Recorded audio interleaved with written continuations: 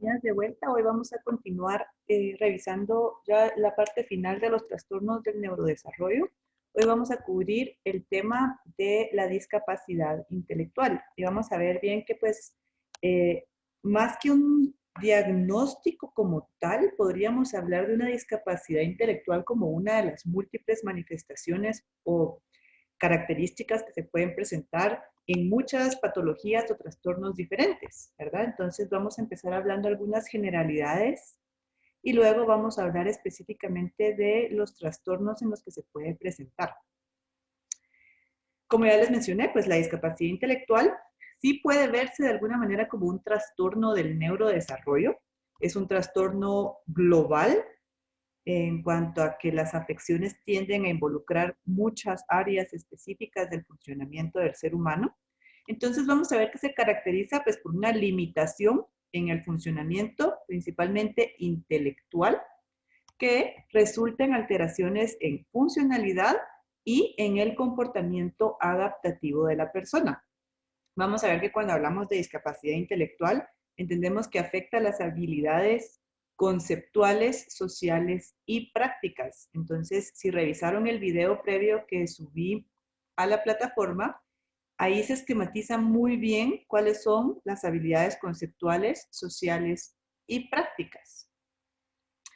Ahora bien, hoy en día la forma en que hacemos el diagnóstico ha tratado de cambiar un poco. Originalmente el diagnóstico de discapacidad intelectual se hacía exclusivamente a través de medir el nivel de coeficiente intelectual, ¿verdad? Entonces, a través de hacerle escalas clínicas a la persona, encajaba en una categoría en cuanto a su cociente o coeficiente intelectual y en base a eso se podía determinar si existía discapacidad intelectual y qué tan grave era. Esto se ha tratado de cambiar un poco en la actualidad, ya que tratamos de establecer qué tanto está afectada su adaptación y su funcionalidad para catalogarlo como leve, como moderado, como grave, ¿verdad? Y ya no solo en base a un número, sino en las habilidades específicas que tiene la persona. Vamos a ver que pues, es un trastorno del neurodesarrollo, entonces el diagnóstico generalmente se da antes de los 18 años. No vamos a ver una discapacidad intelectual que se manifieste después, sino que se va dando conforme el niño está en las etapas del desarrollo. No deberíamos hablar de discapacidad intelectual después de este periodo. ¿A qué me refiero con esto? Pongamos, por ejemplo, que una persona tuvo un neurodesarrollo completamente normal y era una persona con todas sus capacidades bien desarrolladas y llega a los 28 años de esta manera y sufre un accidente severo y a consecuencia de este accidente queda como un deterioro marcado en su intelecto, en su funcionamiento, en su adaptación. En este caso ya no podemos hablar de una discapacidad intelectual porque fue algo que se tuvo que ir dando durante el periodo de desarrollo y generalmente se va a presentar en el momento en que el niño nace o en los primeros años de vida.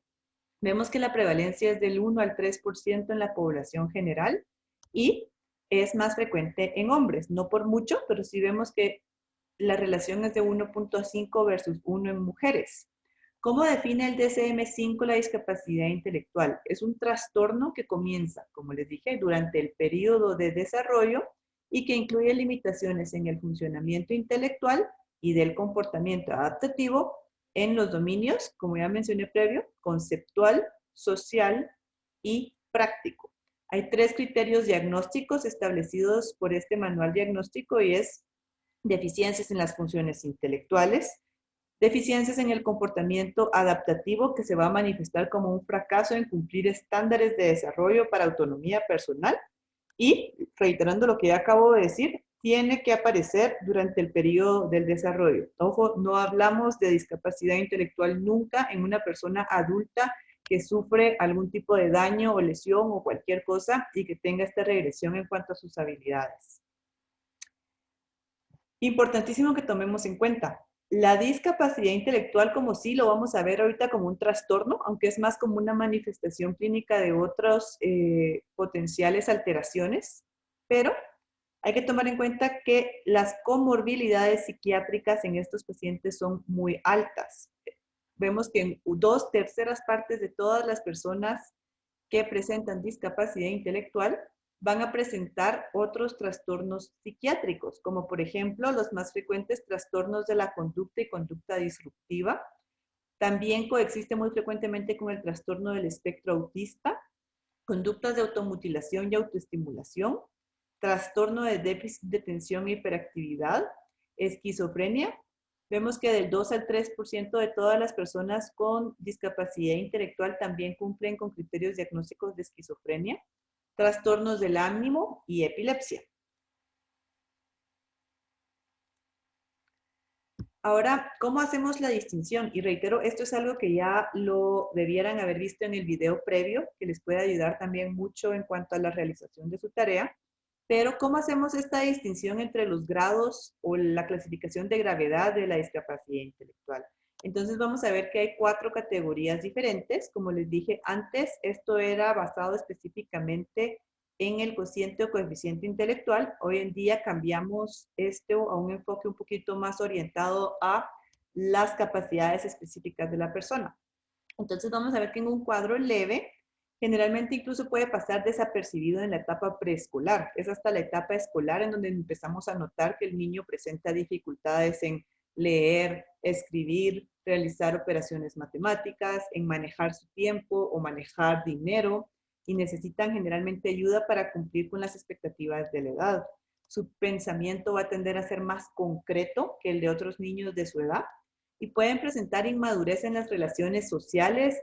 Su lenguaje no va a ser tan elaborado como el lenguaje de otros niños, puede ser muy inmaduro y puede haber mucha dificultad para regular las emociones y el comportamiento. Y también pueden presentar poca comprensión de los riesgos, lo que hace pues más frecuente que estos niños se expongan a situaciones en donde podrían estar potencialmente en peligro.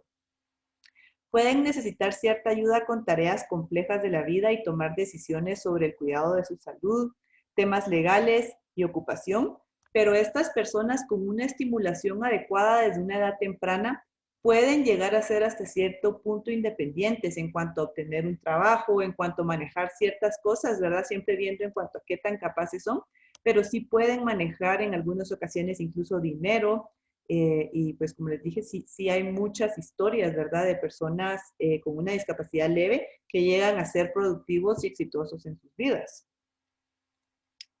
Ahora vamos con una discapacidad intelectual moderada, lo que antes correlacionaba con un cociente intelectual entre 50 y 35 puntos, ¿verdad? El anterior era de 70 a 50.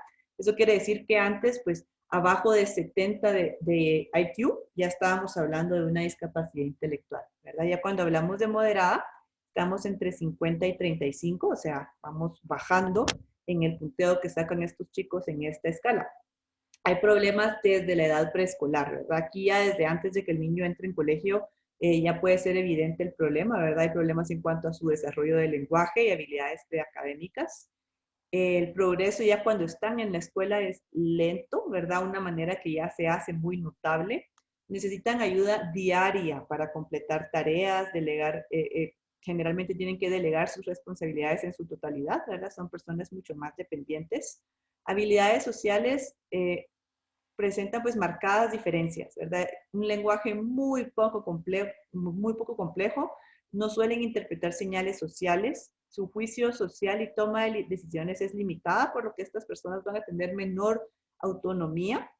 En algunos casos sí pueden, por ejemplo, llegar a cuidar de su aseo e higiene personal y hacer algunas tareas domésticas, ¿verdad? Ya incluso pueden aprender a vestirse ellos solos, a limpiarse ellos solos, a hacer este tipo de cosas básicas, pero generalmente van a requerir de un periodo largo de aprendizaje, pero sí pueden hacerlo. Ahora vamos en casos graves de discapacidad intelectual. Vamos a ver que en este caso el IQ ya es mucho más bajo, ¿verdad? Está en el rango de 35 y 20. Aquí las habilidades conceptuales ya están muy reducidas, hay poca comprensión del lenguaje escrito y concepto como de números, cantidades, tiempo, lo manejan muy poco. Generalmente van a necesitar mucha ayuda de sus cuidadores durante toda la vida. El lenguaje limitado, ¿verdad? Incluso en cuanto a vocabulario y gramática, ¿verdad? Ya es un grado mucho más bajo de lenguaje. Comprenden el habla si es muy sencilla y la comunicación gestual. No pueden definitivamente tomar decisiones responsables sobre el bienestar propio o de otros. y con ayuda constante y por periodos prolongados de tiempo pueden adquirir habilidades básicas y a pesar de esto tienden a tener comportamientos que son inadaptados o incluso a tener conductas en las que se autolesionan.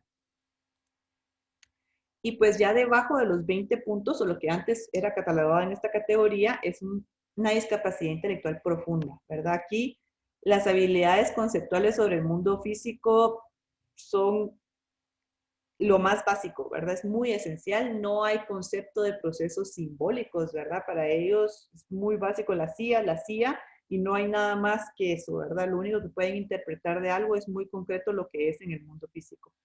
Pueden haber alteraciones motoras y sensitivas que limitan mucho el uso funcional de los objetos, ¿verdad? Incluso, o sea, para ellos utilizar cubiertos es prácticamente imposible, ¿verdad? Limitación importante en participar en actividades sociales, domésticas, recreativas. Pueden entender algunas instrucciones, tal vez si son muy sencillas, y dependen de otros en todos los aspectos de ese cuidado, ya sea físico, de salud, de seguridad, ¿verdad? Estas personas sí necesitan atención y apoyo 24 horas al día.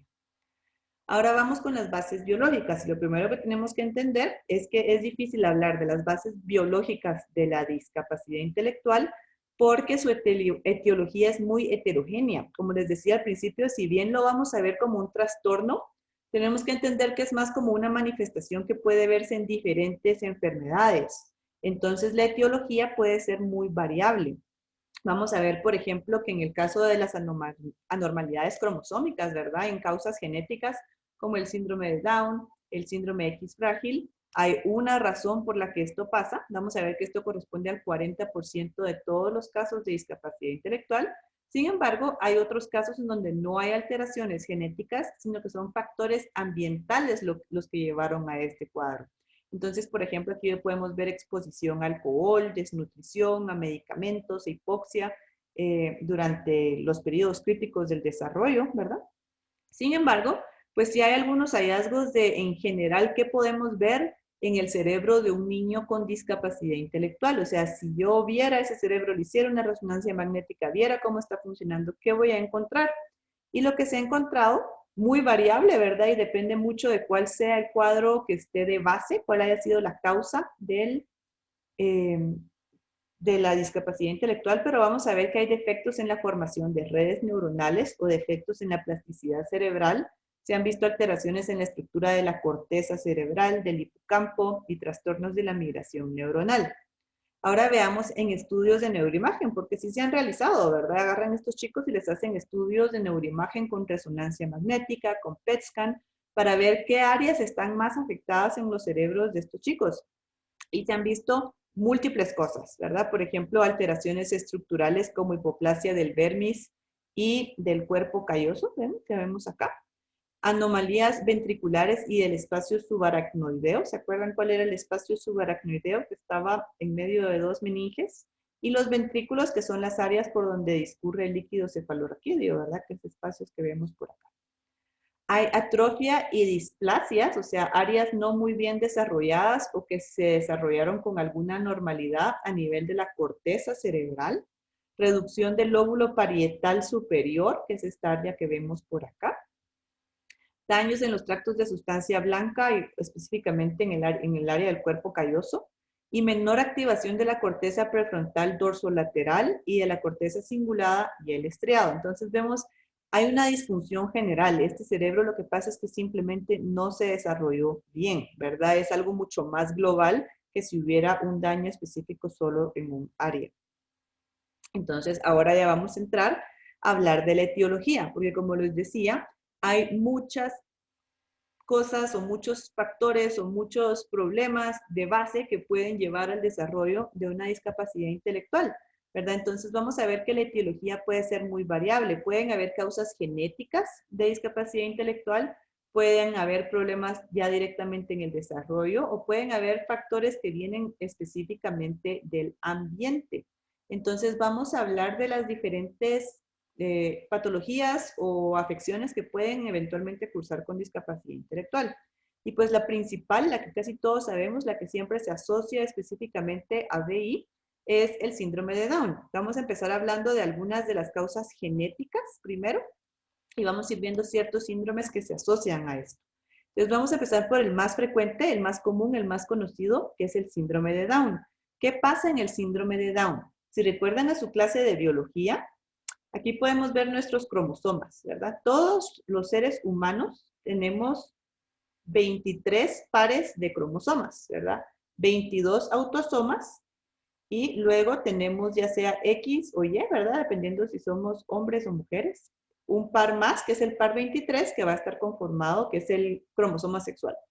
Entonces, la mitad de estos cromosomas los heredamos de nuestra mamá y la mitad los heredamos de nuestro papá, ¿verdad? Uno es de mamá y uno de papá, uno de mamá y uno de papá, uno de mamá y uno de papá. Y así nos vamos con todos. ¿Qué es lo que pasa con los chicos con síndrome de Down? Esto es un cariotipo, ¿verdad? Ahí podemos ver los 23 pares, o sea, 46 cromosomas en total, ¿verdad? Porque hay 2 de cada uno. Miren aquí en el número 21. Estos chicos, el problema que tienen es que en vez de tener 2 copias del cromosoma 21 o 2 parejitas aquí, tienen 3.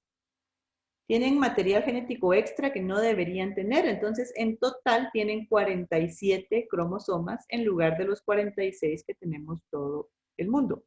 Entonces, tienen esta copia extra en el cromosoma 21 y eso es lo que genera no solo la discapacidad intelectual, porque estos chicos tienen todo un cuadro clínico que es compatible con el Down, que va mucho más allá de la discapacidad intelectual. Entonces, sí, tienen la discapacidad y vamos a ver que lo que más se va a ver afectado generalmente con ellos es que hay una pobre función del lenguaje, pero también podemos ver que las habilidades sociales muchas veces en estas personas están relativamente conservadas, ¿verdad? Y son personas que pueden venir a ser extrovertidas y involucrarse mucho en muchas actividades sociales, ¿verdad? Va a haber deterioro del lenguaje, de la memoria, autocuidado, ya en la tercera década de la vida. ¿Ok? ¿Qué quiere decir esto? Que esta enfermedad de alguna manera es progresiva, ¿verdad? Va causando degeneración con el tiempo. Antes, los chicos Down rara vez llegaban a la tercera, cuarta década de la vida. O sea, la expectativa de vida en una persona con síndrome de Down era 40 años, ya era mucho. Hoy en día, gracias a muchas intervenciones que se han podido hacer en este grupo, pues pueden vivir muchos más años. Sin embargo, su expectativa de vida todavía es inferior a la de las personas que no padecen de este síndrome genético. Pero vemos que a partir de la tercera década sí empiezan a tener deterioro mucho más rápido que el resto de las personas, ¿verdad? Es como que si ellos desarrollaran una forma de demencia. Incluso se han visto cambios compatibles con enfermedad de Alzheimer en el cerebro de estas personas, ¿verdad? Entonces es como una demencia muy temprana. Vamos a ver que, bueno, dejando por un lado su discapacidad intelectual, les dije, este síndrome no es solo discapacidad intelectual, sino que el resultado de esta normalidad da otras características, ¿verdad? Que son físicamente muy llamativas, por lo que es muy fácil a veces reconocer a una persona que tiene síndrome de Down. Primero podemos ver que es muy común que tengan el epicanto. El epicanto es este pliegue que se forma en sus ojitos, ¿verdad? Que es como un plieguecito que le da una forma como almendrada a los ojos, ¿verdad? Y los ojos pues son rasgados, ¿verdad? En forma de almendra. Tienden a tener un cuello corto. Su cara, en especial su nariz, tiende a ser bastante plana. La cara bien redonda. Su lengua tiende a ser muy grande, ¿verdad? Y en muchos casos, en especial en los niños, tiende a protruir de la boca.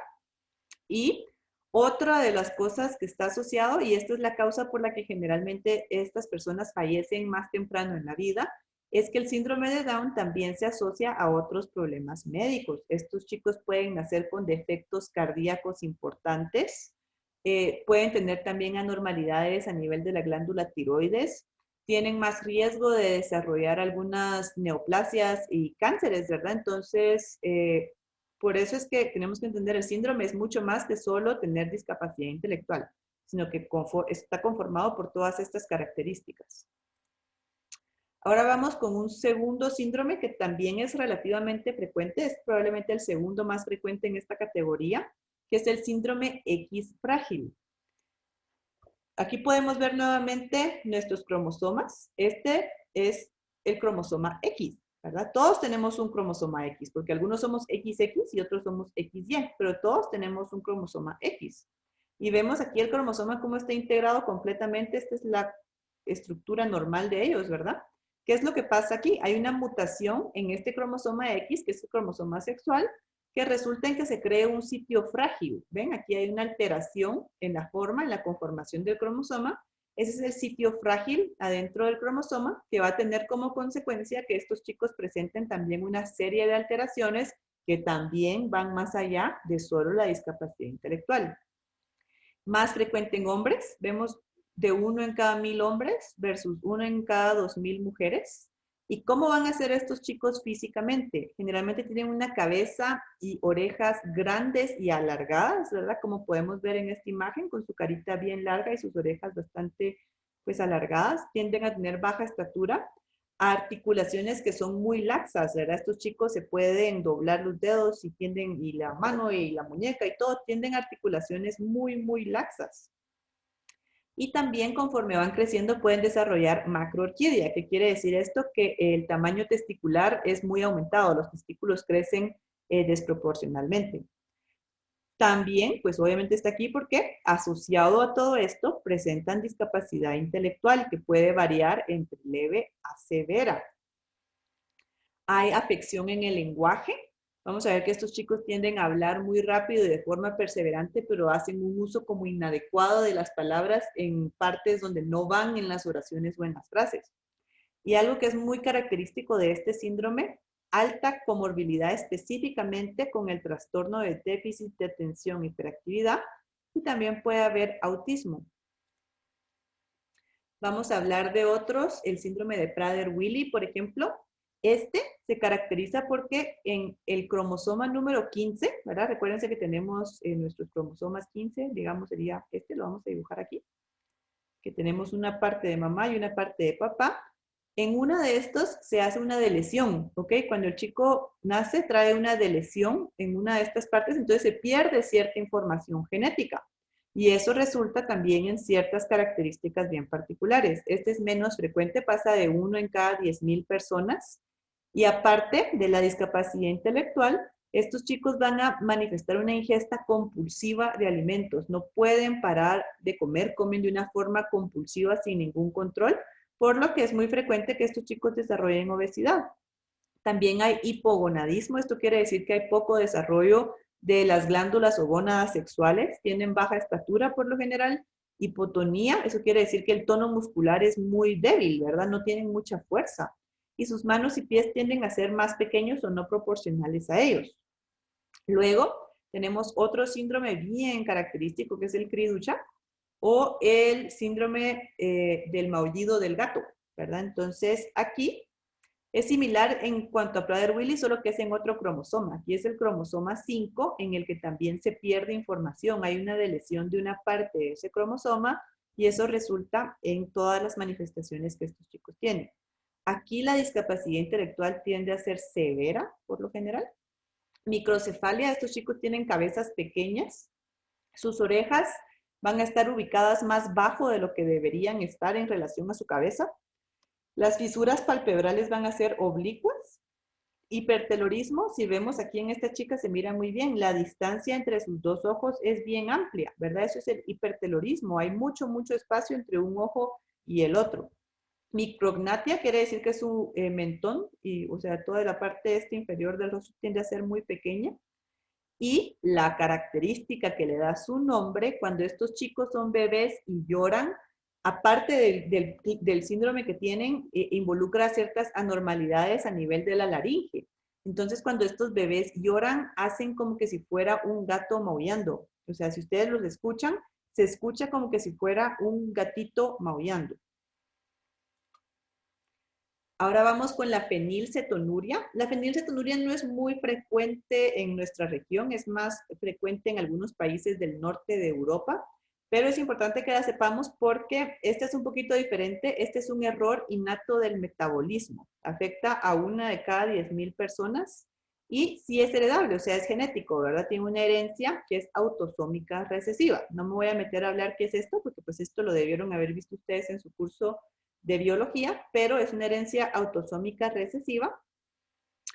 ¿Y qué es lo que pasa en estos chicos? Lo que pasa es que nacen por este defecto genético, por este factor de herencia que ellos presentan, no son capaces de producir esta enzima que se llama fenilalanina hidroxilasa. ¿Y esto qué? Lo que pasa es que la fenilalanina hidroxilasa es crucial para poder metabolizar un aminoácido, que es la fenilalanina. La fenilalanina es un aminoácido esencial, eso quiere decir que nuestro cuerpo no lo produce, pero lo necesitamos para diferentes procesos y lo obtenemos de la dieta. ¿En dónde lo podemos encontrar? En proteínas, especialmente en pescado, en carnes rojas, en lácteos, en huevos, en algunas semillas, nueces, en espárragos, ¿verdad? Y esto lo necesitamos nosotros para llevar a cabo ciertos procesos en nuestro cuerpo. Sin embargo, cuando nosotros lo ingerimos, tenemos que ser capaces de degradarlo, porque si no lo degradamos, se empieza a concentrar en nuestro cuerpo y a concentraciones altas es tóxico. Entonces, no tenemos esta enzima que permite su degradación. Entonces, estos niños tienen problema en cuanto a que acumulan esta sustancia en su cuerpo y es altamente tóxica. Ojo que aquí les puse otra imagen y esto es importante que lo sepamos, no solo en estos alimentos. La fenilalanina también está asociada a una molécula que se llama ácido aspartico, que se utiliza muy frecuentemente como un edulcorante. Entonces, por eso ustedes ven que todos los chicles que no tienen azúcar, las bebidas que no tienen azúcar, todas estas bebidas así de dieta que contienen otros edulcorantes que no son azúcar normal, generalmente traen una advertencia que dice que contiene fenilalanina, porque las personas que padecen de esto no pueden consumir estos productos, porque no pueden degradar este aminoácido. Entonces, pues entonces qué fácil, diría uno, ¿no? Solo le quito esas comidas y ya va a vivir en paz.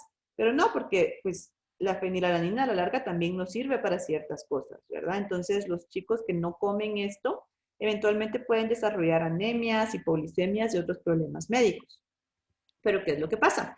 Estos chicos ya desde el momento en que nacen, ya presentan un retraso mental que puede ser severo. En algunos casos es leve, pero puede llegar a ser severo cuando nacen y se les empieza a exponer a estos alimentos sin saber que tienen este problema.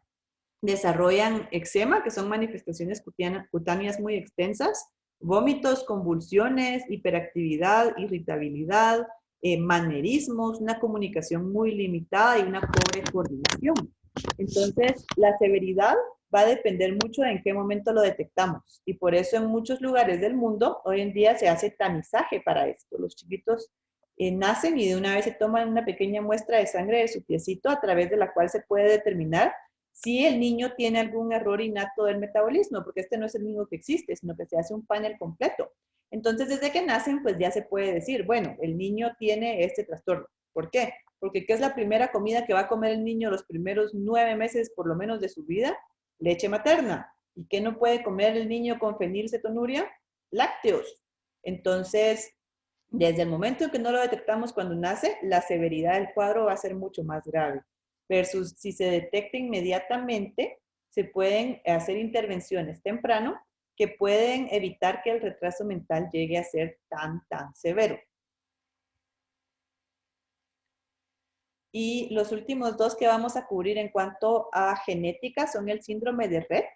El síndrome de Rett previamente era como un poquito catalogado en la categoría del trastorno del espectro autista, pero es diferente en que solo afecta a mujeres y tiene un componente genético bien claro. Por eso sale, ya no es trastorno del espectro autista, porque se sabe mejor cuál es su etiología y es por factores genéticos.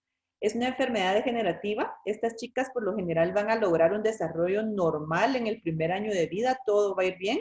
Llegan al primer año y luego empiezan a tener una regresión en todos sus avances, ¿verdad? Regresión motora, conductual, social, empiezan a perder el lenguaje que habían ido ganando, desarrollan eventualmente ataxia, movimientos estereotipados, ¿verdad? Lo que lo hace muy como, por eso pues lo catalogaban antes como autismo, ¿verdad? Porque no hay lenguaje y hay movimientos estereotipados y pueden desarrollar también espasticidad. Y el último que vamos a ver es la neurofibromatosis, que puede afectar a una persona de cada 5,000 en severidades bien variables. Y es un cuadro que se caracteriza por múltiples manifestaciones también. Las personas con neurofibromatosis pueden presentar estas manchitas en la piel que son conocidas normalmente como café olé o café con leche, ¿verdad? Porque tienen colorcito como café con leche. múltiples en el cuerpo, ¿verdad? Lo otro que presentan son neurofibromas, que son estos que podemos evidenciar aquí, múltiples neurofibromas a lo largo de todo su cuerpo, incluyendo su cerebro, y en un tercio de estas personas puede haber una discapacidad intelectual leve.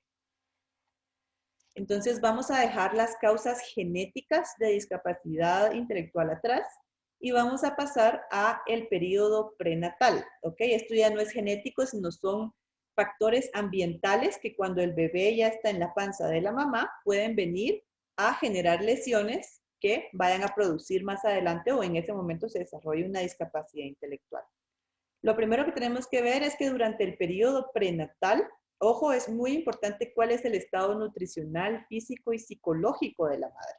Si no hay un buen cuidado físico de la mamá, ese bebé no va a estar recibiendo las cosas que necesita para desarrollarse adecuadamente. Entonces, factores de riesgo, mamás que padecen diabetes, anemia, enfisema, hipertensión, que tienen uso crónico de alcohol y otras drogas, o que sufren infecciones o ya estaban infectadas durante el periodo en que están embarazadas, ¿ok? Todo esto puede venir a repercutir de una manera impactante sobre el bebé. Entonces vamos a ver las principales infecciones que pueden generar discapacidad intelectual durante el embarazo. La primera es la rubiola, ¿verdad? Una enfermedad que hoy en día pues, se puede prevenir perfectamente bien con vacunas, una razón más para que todos estemos vacunados. Es una infección viral que en el caso de que la madre la contraiga durante el embarazo puede producir enfermedades cardíacas, discapacidad intelectual, cataratas en sus ojitos, ¿verdad? Que es lo que podemos evidenciar aquí en esta imagen. Sordera, microcefalia, eso quiere decir que su cabeza es muy chiquita. Microftalmia, que sus ojos también se desarrollan muy pequeños. ¿Y cuándo es más el riesgo? Es en el primer trimestre, ¿ok? En el primer trimestre, recuérdense que ya lo vimos antes, las primeras 8 semanas del neurodesarrollo son cruciales y cualquier daño puede potencialmente ser desastroso. Entonces, una infección por rubiola durante el primer trimestre representa un riesgo más alto, pero el periodo de más riesgo es el primer mes del embarazo. Hasta el 50% de los embarazos que cursan con rubiola en el primer mes van a generar un producto del embarazo que tenga este cuadro clínico. ¿Okay? Luego vamos con la segunda, que es la infección por citomegalovirus. Muchos de estos niños, cuando la mamá se infecta de citomegalovirus, bueno, no muchos, pero sí algunos de estos niños pueden morir in útero, ¿verdad? Pueden fallecer porque el daño va a ser muy extenso, pero otros pueden desarrollar ictericia, que es cuando los chicos acumulan bilirrubinas y se ponen muy amarillos, microcefalia, hepatoesplenomegalia, que es un agrandamiento masivo del hígado y del vaso, y calcificaciones intracerebrales que podemos ver aquí, ¿verdad? Se crean estas como cicatrices de una vez en el cerebro y pues estos niños también pueden cursar con discapacidad intelectual. La sífilis hoy en día ya no es una enfermedad muy prevalente, bueno, en países como el nuestro tal vez todavía un poco más, pero en primer mundo el sífilis ya prácticamente no genera mayores problemas, tiene un tratamiento muy sencillo, pero en países como el nuestro, en países en vías de desarrollo todavía vemos sífilis, ¿verdad? Y el cuadro clínico que antes se asociaba mucho, ¿verdad? Hoy en día ya no deberíamos ver sífilis congénito, toda mujer embarazada debería tener prueba para sífilis. El cuadro clínico que presentaban las personas antes de que hubieran tratamientos para sífilis era muy impactante, ¿verdad? Este es un ejemplo de una persona, no una persona que le dio sífilis como adulta, sino una persona que tuvo sífilis congénito. Eso quiere decir que estando en el vientre de su mamá, le contagiaron el sífilis. Entonces esto genera alteraciones bien marcadas. Lo que podemos ver aquí es algo característico que llamamos la nariz en silla de montar, ¿verdad? Esta nariz así como pache, como que si fuera una silla de montar. Desarrollan deformaciones óseas importantes. Esto que vemos aquí, los dientecitos, ¿verdad? Que parecen, tienen esta formita característica, son los dientes de Hutchinson, que genera el sífilis congénito. Deformaciones óseas como esto que vemos acá, las tibias en sable. Ya vieron qué rectas son estas. Las tibias normales tienen un poquito como esta forma, ¿verdad? Son como pandeaditas. En estos niños son así como que rectas. Desarrollan anemia grave, ictericia, ceguera, sordera, rash en todo el cuerpo, discapacidad intelectual, ¿verdad? Por eso lo vemos acá. De ser un cuadro bien característico y llamativo. Por dicha, pues hoy en día es muy raro ver sífilis congénita, pero es un cuadro muy llamativo. Luego está la toxoplasmosis, que puede cursar con discapacidad intelectual desde leve a severa, hidrocefalia, convulsiones y microcefalia. La toxoplasmosis es la razón por la que generalmente a las mujeres embarazadas no se les recomienda estar cerca de los gatos, ¿verdad? Los gatos son portadores de la toxoplasmosis y pueden pasarlo a las mujeres durante el periodo en que están embarazadas y pues de esta manera pueden producir efectos sobre el feto. Bueno, saliendo de las infecciones, vamos a ir con otro síndrome que también está relacionado al ambiente, ¿verdad? Es un factor y esta es la principal cosa que podemos prevenir, ¿verdad? Esto sí no debería pasar en este mundo, el síndrome alcohólico fetal. Estos son niños que fueron expuestos prenatalmente a alcohol, ¿verdad? Mamás que durante el embarazo se echan sus tragos regularmente y esto ocurre en 1 de cada 1000 niños nacidos vivos. Es muy frecuente. Y ocurre en el 15% de los niños nacidos de madres que consumen alcohol regularmente durante el embarazo.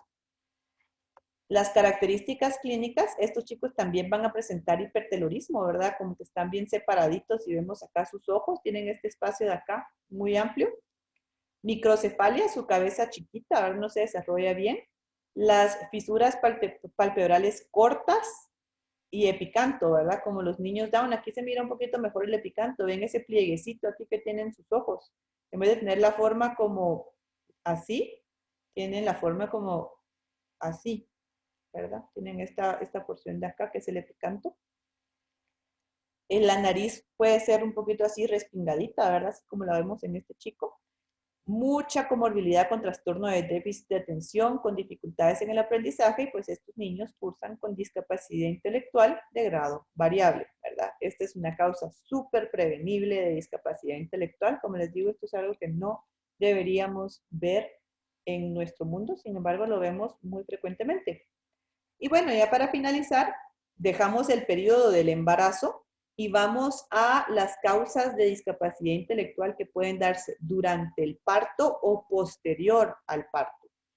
Vamos a ver que, por ejemplo, el parto prematuro y niños que salen con bajo peso al nacer, las hemorragias intracraneanas durante el parto, ¿verdad? En partos que son muy difíciles y que hay mucha manipulación y que al niño le cuesta mucho salir y que hay mucho esfuerzo, en especial en niños que son prematuros, están expuestos a que los vasitos se puedan reventar mucho más rápido en su cerebro y crear pequeñas hemorragias adentro de su cerebro. Ahora vamos, ¿qué pasa en el posparto? En el posparto, pues los niños están expuestos a un montón de infecciones de cualquier manera, ¿verdad? Y pueden desarrollar ya cuando son bebés nacidos, cuadros de meningitis y encefalitis, ¿verdad? Meningitis es una infección de las meninges y la encefalitis es una infección del encéfalo, ya sea por una bacteria, por un virus, por lo que quieran, pero estas infecciones son muy extensas y pueden dañar realmente el desarrollo del cerebro cuando el chiquito está todavía bebé o en los primeros años de vida. Vamos a ver que una de las principales causas que podía causar estos cuadros, encefalitis principalmente, era el sarampión. Otra razón más para vacunar a los chicos, el sarampión ya prácticamente, pues, se hizo un gran esfuerzo por erradicarlo, ¿verdad? Hay brotes nuevos porque la gente se rehúsa a vacunarse. Infecciones bacterianas, ¿verdad? Hay muchas infecciones que pueden irse al cerebro y otros virus y que causan estas infecciones severas en el cerebro que pueden generar secuelas importantes con discapacidad intelectual. Otra causa, el trauma de cráneo. Lo más frecuente en niños chiquitos son accidentes automovilísticos donde sufren un trauma importante o los accidentes en casa, ¿verdad? Que pueden pasar, que el niño se caiga de alguna altura considerable y sufra un golpe importante a la cabeza. Y esto puede tener como secuela discapacidad intelectual. Y otra que lamentablemente tampoco es infrecuente, el maltrato infantil, ¿verdad? Hay un síndrome que pues coloquialmente se le llama el Shaken Baby Syndrome, ¿verdad? Y es cuando los niños, que el niño está llorando, ¿verdad? Y la persona ya no sabe qué hacer y los sacuden así cuando ya no lo aguantan y los tiran, ¿verdad? Es esa sacudida brusca que le hacen a los niños en los niños chiquitos hay mucho riesgo de que por ese movimiento tan brusco puedan desarrollar sangrados intracraneales chiquitos. Y esto puede llevar a discapacidad intelectual y a otras secuelas. Asfixia, ¿verdad? Esto no es tan frecuente, pero sí pasa, ¿verdad? En niños que sufren riesgo de ahogarse y que están como a punto de ahogarse y generan algún tipo de daño, puede haber asfixia. Y niños con pobre nutrición y cuidado, ¿verdad? Estos niños que nacen en hogares en donde ya sea tienen condiciones muy precarias o hay muy poco interés por el niño y sufren de abandono y de que no se les da de comer, estos niños pueden desarrollar eventualmente discapacidad intelectual leve. Su cerebro no termina de desarrollarse porque no tiene el alimento suficiente para desarrollarse como debería. Aparte de que muy probablemente no van a tener demasiada estimulación temprana, entonces estos niños tienden a quedarse atrás en su capacidad de desarrollar y pueden sufrir una discapacidad intelectual leve. ¿Ok? Entonces con eso concluyo el tema de esta semana. La próxima semana nos toca ya la última clase, que ya va más dirigida a lesión cerebral adquirida y a la epilepsia. Entonces, cualquier duda me la hacen saber y las veo el próximo sábado.